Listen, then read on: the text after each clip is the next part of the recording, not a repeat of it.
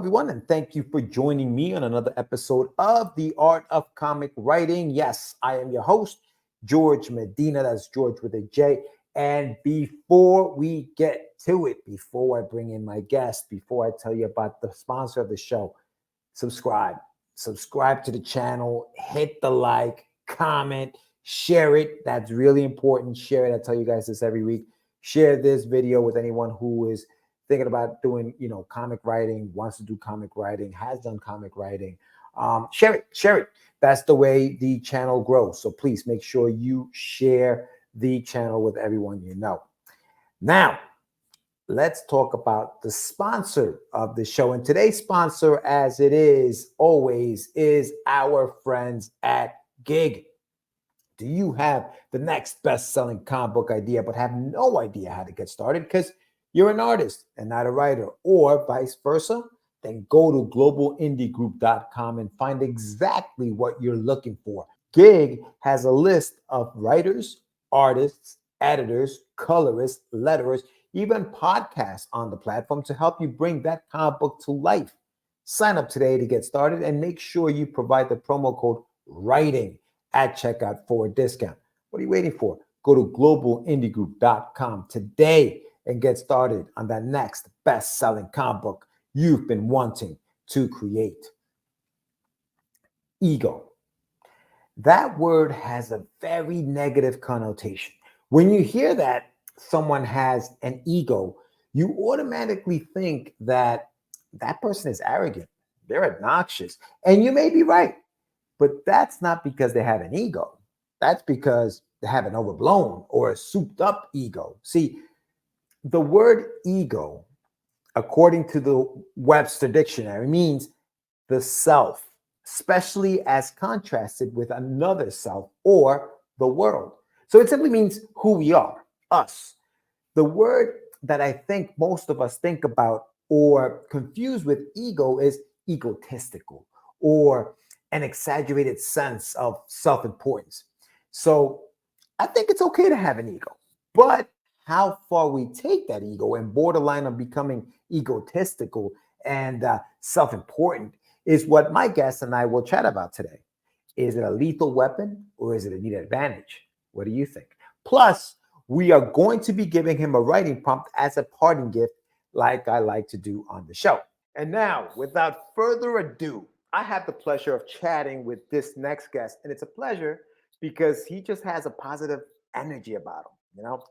He's very knowledgeable about the business of comics. He's a seasoned vet, let's just say. And that's because he's been publishing his own books independently through his imprint for many years. He's a force of nature, and the name of his publishing company is very apropos. He is the man behind Unstoppable Comics. Please welcome Mr. Jay Dee Rosario. What's up, Streamland? Thank you for having me, George, with a J. I appreciate it. Once you said he's always full of positive energy, I was like, oh, how do I go emo? Should I come in here very dour and demure, be like blah blah blah blah? No, I don't want to blow it, brother. Thanks for having me, man. Yeah, dude.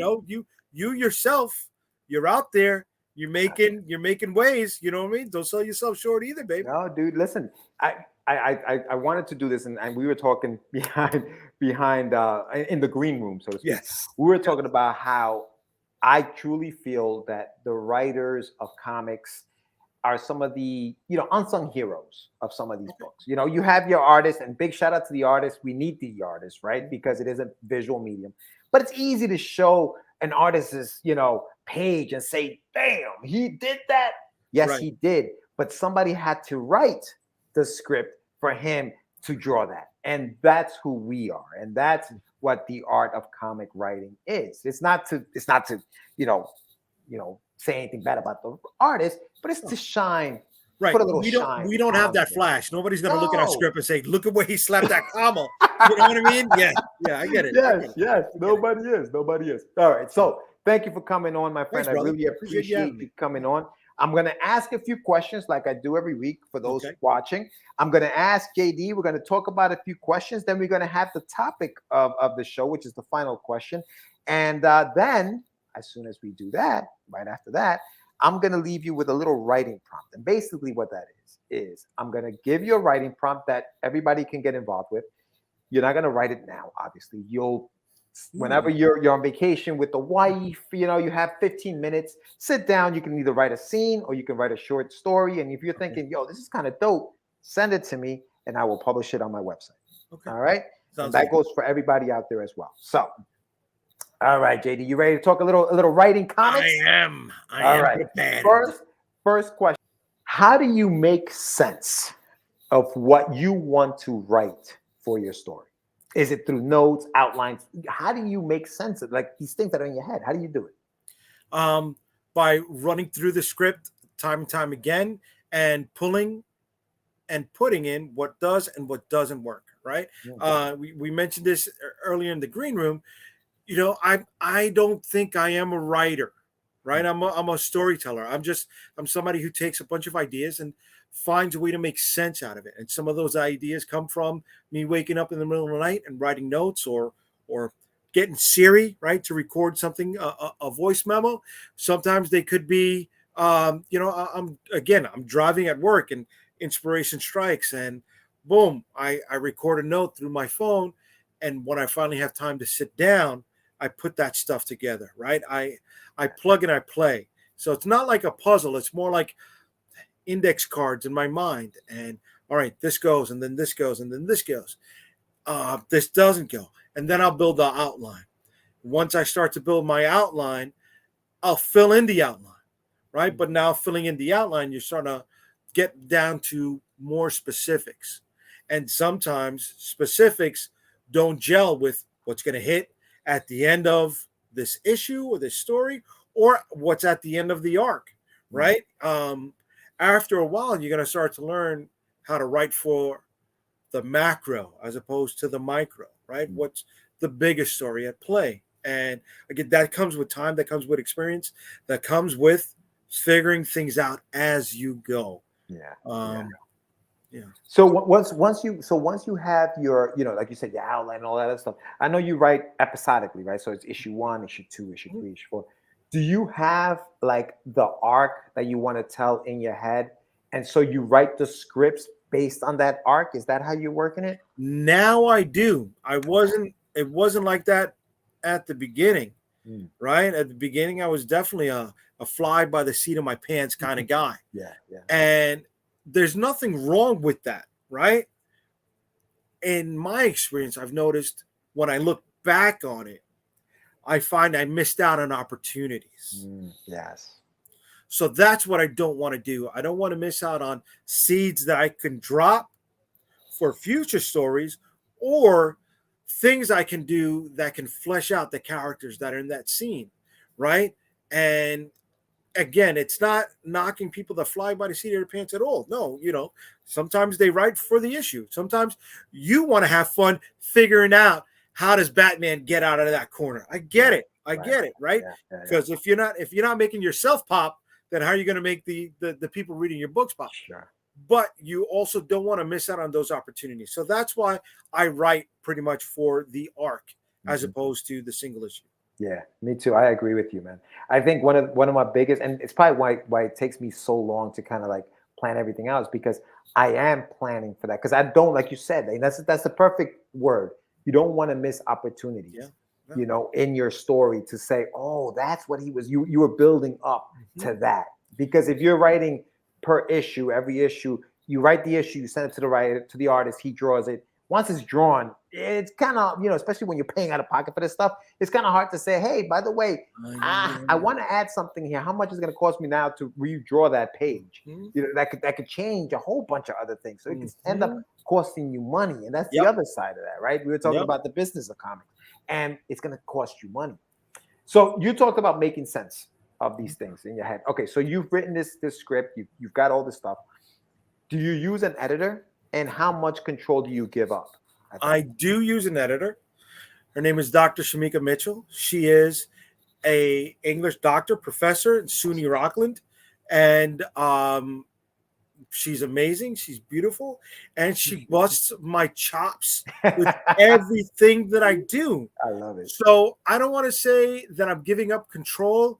I say it's more to the extent of how much am I willing to fight for what I want to say, because she's going to poke at it, she's going to pull it apart. And the great thing about that is you find out, okay, I'm not willing to fight for this concept as much as I thought of initially, right? It's like, I don't want to use the analogy of cooking, but it's like, do you want to buy an Elio's pizza and toss it in the oven, right? Or do you want to handcraft your own piece, right? No, so that's not a good analogy either. Yeah, I'm not a good writer. That's why I'm not a good writer. Well, let me ask you a question. Do you have an example of maybe something you can think of where you guys kind of like did a little bit of this? Yeah. Or do you have one of like? Give me an example of that. Yeah, like, yeah. When did that happen? I got a bunch of examples. I got a bunch of examples. It's just, can I talk about it without ruining the story? Okay, great. Okay, so I was going to take Vicky Sticks in a totally different direction than where I'm going right now. Right? We're working on her origin story, and it takes us back into the Victorian period. Starts off with an event that happens at the present time and goes into a flashback story, talking about her origin, which expands over these 2.5 issues. It really wasn't going to go that way. We were going to go in a rescue story and taking her into a totally different area of the supernatural. And there was so much headbutting, there was so much going back and forth that we realized, you know what? Ultimately, the story didn't work. So we took the elements that did work and we incorporated one of them in this, and we saved some of the others for later to utilize as seeds that would be dropped within this. Yeah. And we did a lot of work before it went into the artist. So, we didn't lose that production money. We lost production time. But in the end, it turned into a better quality of work. Interesting, man. That's very interesting, because that was going to be my next question. Is feedback difficult to take? But it seems like yes, you're yes, yeah. Here's where I do associate with the writer. I got an ego and a half. Bro, Okay. So to be told, no, that's wrong and that doesn't work, it's like, I got to take a step back, but I have to be professional and I have to understand, okay, it's not a judgment on me. It's a judgment on the quality of the story I'm trying to tell, right? So what's lacking? Why is it lacking? And why did this point of contention or topic come about in the first place? Gotcha. So I need to explore that, right? So I need to take a step back from my ego and be like, okay, look at it. And at the end of the day, that contention, whether you like it or not, is going to bring about a better product. Right. It's funny, man. That was going to be, so basically you guys were going back and forth. Stuff wasn't working. It's because there was something wrong with, I guess, with the story itself. So once you figured that out, and the feedback was very difficult to take because, like you said, you had the ego, right? You decided to, and that was my next question, what happens when you disagree with that feedback? And did you disagree with some of the feedback? Did you try to fight for what was there? Or were you just at some point, like, when did you say, all right, fine, we'll do it this other way? What was the turning point when we came to the climax? So the things that we were setting up didn't gel with the climax. So being of Puerto Rican descent, being from the Caribbean, for those who are not watching, Santeria, right? Spanish voodoo is big within our culture, but it's not seen as voodoo. It's just seen as part of the an culture. associative product to the religion that's to the Christianity, Catholicism that they try to indoctrinate us into, while retaining their original practices and cultures, right? So I was trying to incorporate that into the story with a character who had no basis in it, and with a protagonist that had no basis in it, and with an antagonist that had no basis in it, but their diverging storylines were supposed to meet up with this Santeria, with voodoo to an extent, right? And it just wasn't gelling. It wasn't gelling. So we needed to start over, right? And I had I had to come to a point to say, okay, the work that I had done wasn't wasted. We're just not going to utilize the majority of these concepts right now. Right. So as a writer, you're never going to throw anything away. Right. Because some of those concepts may not work for Vicky Styx. Mm-hmm. It may work for other characters down the road. Right. Yeah. It may work in other stories down the road.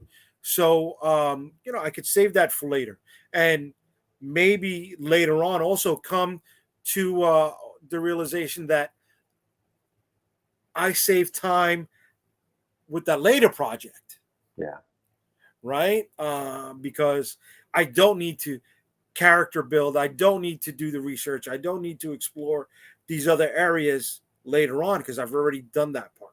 Right. See, but that goes to show the importance of an editor, because had you not had her to kind of look, you would have sent that to your artist, and your artist would have drawn all of that, only to find out that it never worked. And now you're gonna have to start all over again. And do it all what over if again. what if I said, damn it, I need to recoup my expenses. So now I'm selling an inferior product.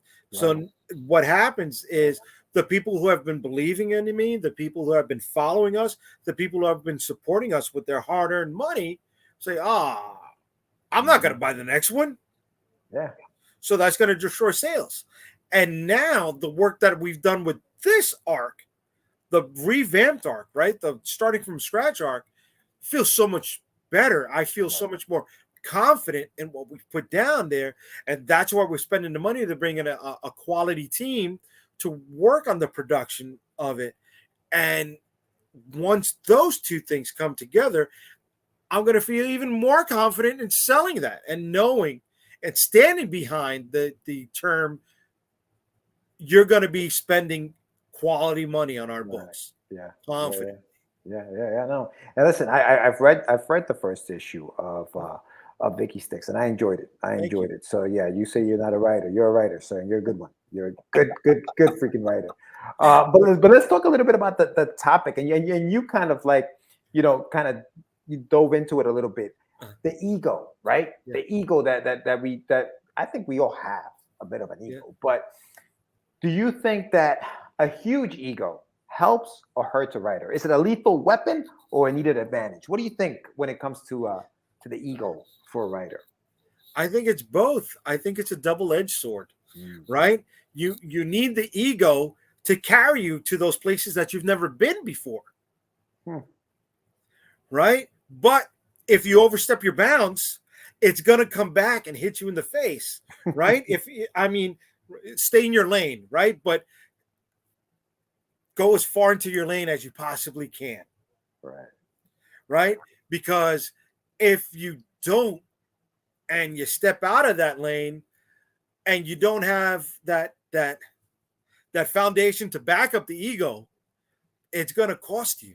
Yeah. It's going to cost you. Yeah. But yeah, I think you do need it. It just needs to be tempered.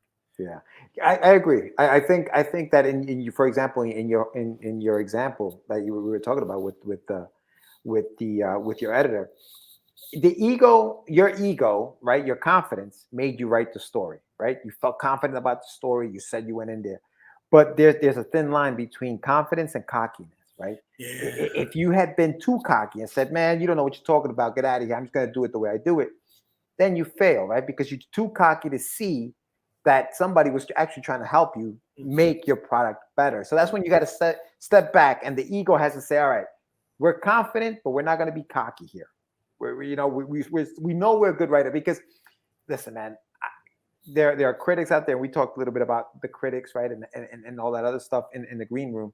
You had a great story about a story that you sent it out to a critic and they called your character generic. You want to tell us that story just so that people know what we're talking about? So the quick thing was, I was happy with one book that I did very early on in my creative career, my creative endeavors, and it wasn't ready for prime time. I will not disagree with that. But the writer of this popular news site, at least they reviewed the book, okay, but he said that it looks like a 90s image generic character. And well, I'm happy that the 90s and the image is coming back around full strong, full force again, right? But I had not fleshed out that character, and I was looking to identify his alter ego. So when that generic term came, it stung like a son of a gun, right? I was like, and I kept reading it, and I kept reading it like a masochist, right? Beating myself up. But I found a way to turn that negative into the positive, and that generic term ended up being flipped, and I turned that character's alter ego, that character's real name, into Eric Jenner. That's all. Right? And what it did was open up different possibilities for me now that I hadn't explored, because this now was a character of mixed heritage. Was he someone that I hadn't even figured out prior to this moment? Was this character someone who was adopted? And now it opened up the door of mixed heritage. So now I can explain things. And now in explaining those things, it opened up other doors so I can advance this character's arc, his personality, things that I can show to the reader to enhance the drama that I had never thought of before. Yeah. Right. As a character, as a person of not mixed heritage, but someone who is first generation here in this country, right? I'm not from where my parents came from when I go there, but I'm also not from here because of my heritage. So can I use that concept and find ways to explore this person who's of mixed heritage, right? And come from a place of to find some way to relate to this character, right? And explore with that. So I took that negative and I found ways to turn into multiple positives. Right. But I think that's, again, we talk about ego, right? That's your ego was obviously hurt, right? Yes. But you had the confidence to say, all right, you're gonna like that. I want to make you love this, right? Because I think you have to have that. Yes. Right? As a writer, you have to. Yes. Tough skin, man. Tough skin. You have to have tough skin. If you don't have that tough skin, you're not gonna make it. You're not gonna make it. 100%. My ego was what got me into comic books. My ego was what said, "Yeah, you could do this," right? But at that time, it was cockiness, not confidence. Interesting. Okay. Right. So I needed to fail to rip that cockiness out and learn humble, so I can develop that confidence. Right. You had to eat some of that humble pie. Oh, big time. So that's where the ego became that disadvantage, because I was like, oh, getting smacked left and right. But I learned from it, and it allowed me to advance, to go further. And now I've tempered that ego, right? That ego carries me, because as a writer, there are days where you are by yourself writing, developing, not having any outside contact, because you're like, I need to finish this. Right. I'm one of those people that needs to complete something before I can move on to the next thing, whether it's a chapter, an arc, a concept, a story, a scene, before I can move on to the next one. So I needed that ego to build me up so I can get to that point. And when I'm not connecting with people, I have that imposter syndrome, and it brings me down, right? And it takes me out of that. So for me, sometimes that ego combats that imposter syndrome, right? Which maybe it's getting a little too personal here, but takes me down to that black hole. Yeah. right? Yeah. And that's scary for some people. Absolutely. Unfortunately, some people in that creative mindset don't get to come out of that black hole, Yeah. No, you're right. right? And bad things happen. And And bad really things bad things happen. happen, dude. Really bad things happen. And I think that I was talking to a buddy of mine today, and we were talking about the whole ego thing. And I think the minute you hear the word ego, it automatically has a negative connotation. Egomaniac, this guy's egotistical. It automatically has. But I think that what we need to do is turn that into a positive, because the ego isn't always a bad thing. We all need it to get us out of that hole when the imposter syndrome hits us. I think we do need that ego, you know what I mean, to say, hey, no, man, I'm better than that. I'm better than that. I am Yeah, good. They are giving me these 100%. accolades because I am a good writer. I am a good writer, 100%. you know? And then, there's the Hulk, right? Mm, There's the id, the ego, and the super ego. yeah. How you see yourself, how others see you, and how you want to be seen. Mm, And that's how that's how I take this character right here, right? Our flagship character, the Shield of the Interceptor, right? The mhm, Interceptor from that storyline. yeah. That's how I want to be seen, but then it's how I'm really seen, and then it's how I hope other people see me, right? So it's how do I come to grips with being a man of Puerto Rican descent living in New York City? Um, how do I write a character who's Afro Brit? Right? Well, okay, no, that's how I find ways to associate with Right. that character. How I'm seen, how I think I'm seen, and how I want to be seen. Yeah. Right? And Yeah. that is another way to flesh that character out. And it's by utilizing my ego and the derivatives of it. Yeah, yeah, no, no. And listen, like you said, it's a double-edged sword. I mean, I think you have to be able to 100%. temper that ego, and then that's when you're in the sweet spot. When Oh you yeah. can Oh yeah, temper that brother. bad boy, that's when you're right there. But Hmm. yeah, no, that's excellent, dude. Excellent. Okay, so JD, JD. Last question. Go ahead. Bonus question. Yes. What's your favorite YouTube channel, and why is it Get Your Meds? Because you brought me on, bro. You buy me beers. You know what I'm saying? Come on. Yeah, You dude. slide me the stuff. You sweeten it up. All right. Bro, we listen. We're gonna have to do a show together. We're gonna have to hang out, bro, and Yes. like really do it big. This has been a blast, my brother. This has Yeah, been a man. blast. I Oh yeah. love talking shop with you. You know your stuff. You know what I mean. You've been doing this for a while. All right, so the final thing we're gonna do tonight is give you your writing prompt.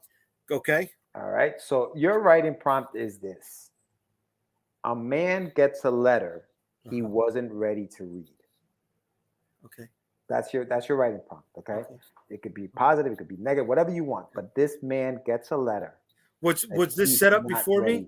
ready. Can I put a scenario to it? Oh yeah. Is he reading it from somewhere? Oh Like yeah. You can do it whatever you want. right. So Go is like crazy. is this somebody who is in prison on death Mm, row? Is this a priest who's about to give the that's the last beauty. rites to somebody and find out, oh my God, this is not the person you're supposed to be giving the last rites to because That blah, blah, blah, blah, blah, see, right? your mind is just going crazy. I love it. That's exactly what. Yeah, do whatever you want. Okay.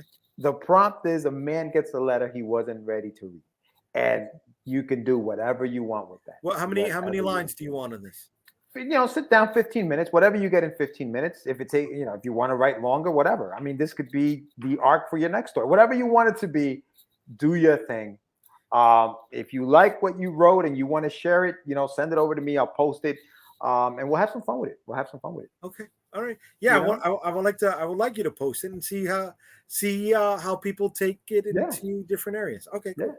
Yeah. It'll Okay. be good. It'll be good. But JD, thank you so much, my man, for being on the Yes. show Thank you, tonight. brother. We will have another guest next week, but brother, you have been amazing. Thank you, I man. love hanging out with you, bro. You make it easy. Yeah, man, this is fun. This is fun, man. This is fun. We'll definitely hang out and we'll talk soon. Sound like a plan. All right, my brother. And that was Mr. Jay Dee Rosario. I love talking to JD. He's got so much insight, and it's fun. It's fun. Those interviews are always fun with JD. Make sure you check out unstoppablecomics.com and check out everything he's got going on right now on his website. So yes, that was JD. And what do you guys think? What do you think? What do you think about the ego conversation that we had? You know, is it legit? Do we know what we're talking about? Do we not know what we're talking about? Are we out of our minds with the conversation? Put it in the chat. Let us know. Let us know. Make sure, don't forget to subscribe to the channel, hit the like button, comment, and share it, and all that other stuff. And if you want to keep watching the shows, because I'm doing these every week, if you want to keep watching it, you want to know when we come out next week, make sure you hit the notification bell, and that'll let you know exactly when the next episode comes up. Follow me also on social media. Go to my website, getyourmeds.com. Follow me there. I will always post on my social media when a new episode is up. So if you follow me, you will know. With that being said, next week, my guest will be Dennis Knight. Dennis Knight will be on the show. We're going to be talking next week. That's going to be a good time. Make sure you check that out. And don't forget, Gig, the sponsor of the show. Make sure you check that out. Go to globalindiegroup.com and check that out. Don't forget also, like I mentioned, my website, because there I have my books, The Adventures of Wonder Duck and Russ 5377. So check all of that stuff out. If you want to get down with the get down on the writing prompt, don't forget the writing prompt. A man gets a letter he wasn't ready for. If you want to do the writing prompt, remember 15 minutes, sit down, write a scene, write whatever you want to write. And if you are comfortable, you're like, yo, I kind of like this. My email's in the show notes. Make sure you email it to me. Let me know, and I'll post it on my website. And again, guys, don't forget, keep writing. Peace.